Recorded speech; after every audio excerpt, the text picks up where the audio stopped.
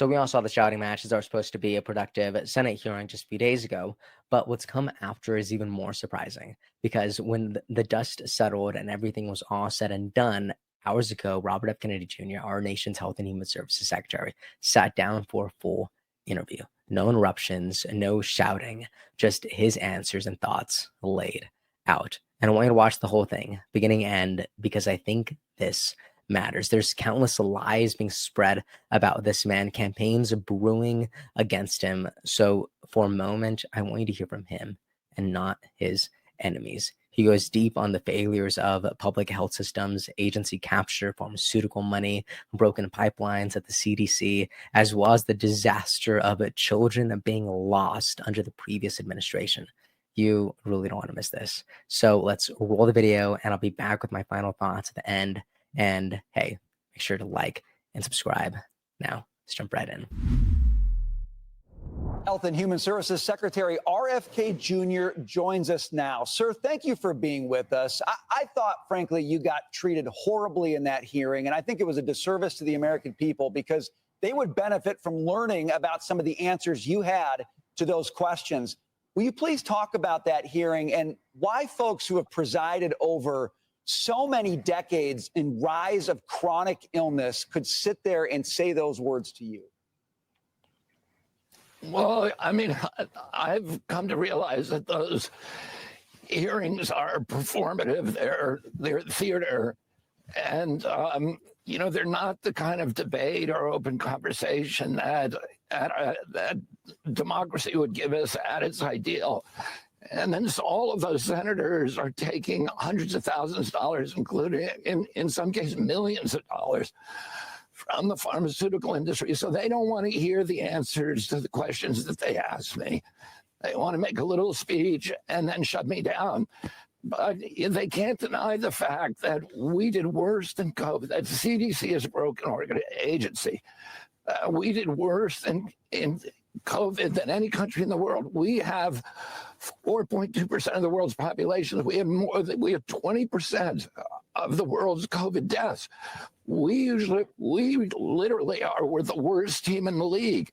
I've been brought in as the new manager, and my job is to shake up the organization, to fire the people who were responsible for masking our children with no science, for social distancing orders with no science, for all the other things, for all of the other things that they try, for closing our schools at the behest of the teachers union and hurting workers all over America. These were bad. We literally did worse than any country in the world, and it was because we forgot about the science. And what we're going to do, what the Trump administration is going to do, is to return gold standard science and make this agency the lead agency for public health in the world once again. Yeah, it's a really tall task to do that, to restore that trust back into public health, because as you pointed out so well, they want us to forget what they did during COVID. And, it was such a watershed moment for the American people to realize how compromised so many of our leaders in health were. You wrote an op-ed in the Wall Street Journal. You said we're restoring public trust in the CDC, the agency's COVID failure systems, from politicized science, bureaucratic inertia, and mission creep. They're also criticizing you for firing some people. One of them was the previous CDC director of immunizations, somebody who was a self-proclaimed Satanist and had a really, strange lifestyle. But more importantly, was responsible for so many of these decisions. Can you talk to that? Yeah, I mean, that individual actually came to my attention because early on during the measles outbreak, I promised Governor Abbott to send some money down, badly needed money, and help down to Texas. And this individual blocked that money for a month. I couldn't figure out what's happening. I gave the order on, I'm running this agency. How come nothing's happening? And then we tried to get the vaccine safety data link, which is the data that supposedly the CDC tries to use to make good decisions on whether vaccines are hurting people and not whether there are side effects. For 7 months, he stonewalled us so that we could not get that data. He's also the individual that runs the VAERS system, which is the surveillance system for injuries, that captures, according to CDC's own study, fewer than 1% of vaccine injuries. This is malpractice. These people are the people who ordered our children to walk around in masks. They're the people who closed our schools. They're the people who imposed social distancing with no science, shut down our businesses, and they need to go. We need new blood, and we need new people who are committed to public health and integrity and gold standard science. And the Trump administration is going to make sure that happens. You know, Secretary, you've been a part of politics for a long time, and you've been part of the MAHA movement before the MAHA movement became the MAHA movement. It's kind of a remarkable moment in time to have you in this post at HHS. You know, when you look back, what would you say is the last great success that our government public health agencies have had? Well, I don't think there have been successes. I think we've seen a 30 or 40-year decline in the agency because, you know, it's been infiltrated by the pharmaceutical companies. And they've made a series of bad decisions. And we saw the bad decisions during the opioid crisis. We saw the product of agency capture when they teamed up with the industry and with doctors, with the medical community to promote these products. And now, you know, that launched a tsunami of addiction in our country. This has happened again and again. And what we want to do now is put an end to it, to end those entanglements, those corrupting entanglements with the pharmaceutical industry, and make this again a gold standard science agency that is protecting the American public and not the profits of big pharma. Mr. Secretary, there's been a lot of speculation about the upcoming autism report and supposed links between Tylenol and autism. You know, I know that HHS has been warning about not speculating on that. Could you just clarify where you are in the process and how the public should be interpreting things they're hearing about Tylenol or anything else with this report right now? Yeah, I mean, we'll be making announcements, and these are all preliminary announcements. You know, we are trying to get the information to the public as soon as we have it.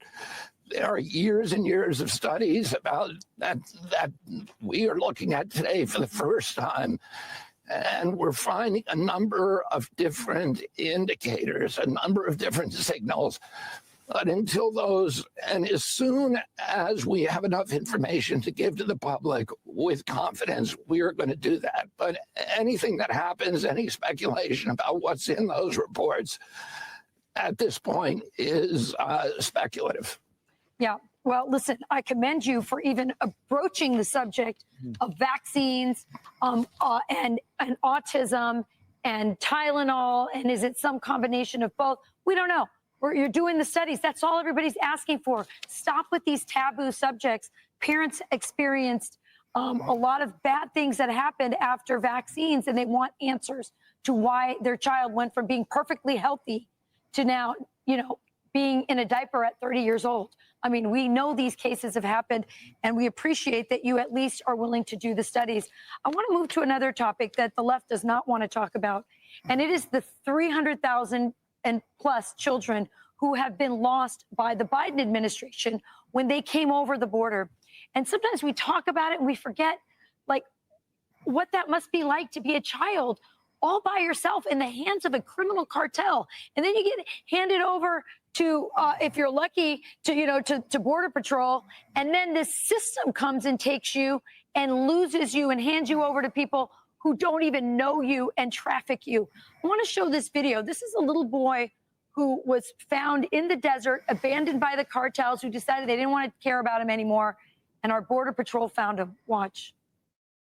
¿Puede ayudar? ¿Qué pasó? Es que yo venía con un grupo de personas y me dejaron botar y no sé dónde están.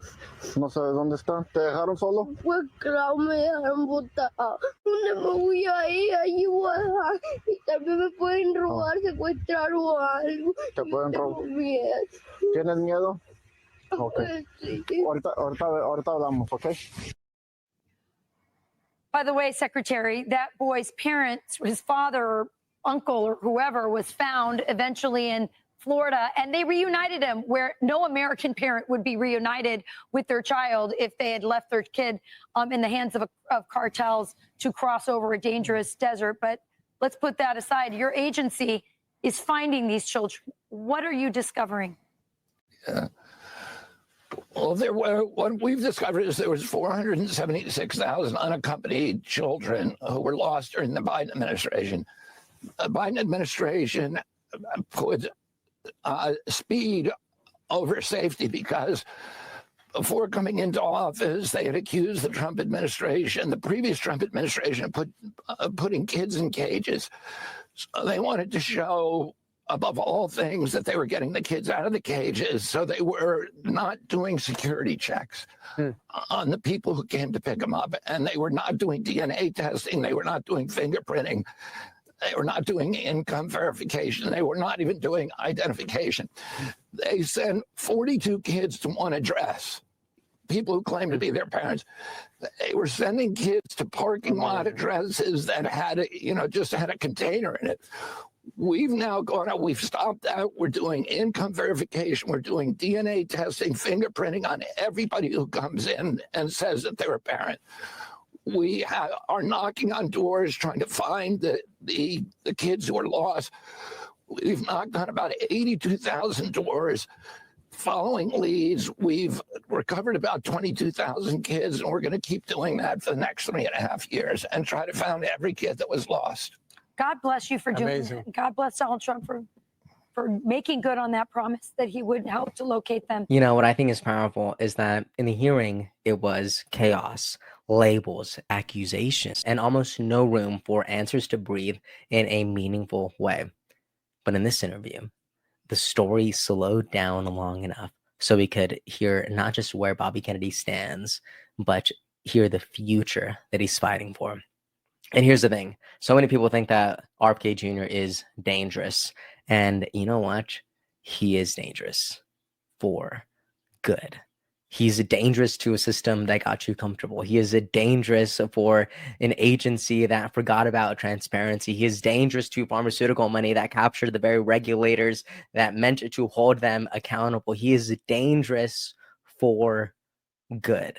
Because when someone is willing to flip tables and shake the ground and say what other people won't, I think that is so critical for rebuilding the truth, to get back to real science, real health, real leadership, real public discourse about these incredibly weighted conversations that so many people care desperately about. So whether you like RFK Jr. or not, this conversation is much bigger than him. It's about the future of health, humanity, and trust. But that's just me. Let me know your thoughts on this episode of the Adam C. Moreno Show in the comment section. And if you made it this far, please consider liking, subscribing, turn on the bell, and have a good rest of your day. Episode's over already? Geez, that was fast. Well, they say beautiful things do not last forever, but feel free to watch and listen to another one of these episodes if you're interested in those conversations as well. Also, this next part is huge. Make sure to obliterate that like and subscribe button and turn on the notification bell so you never skip a beat. I also have a newsletter where we dive into the news, politics, and ideas that shape our future. If you're interested in signing up, I'd really appreciate that. Anyways, that's the end of this episode. Thank you so much for watching and listening, and I'll see you next time.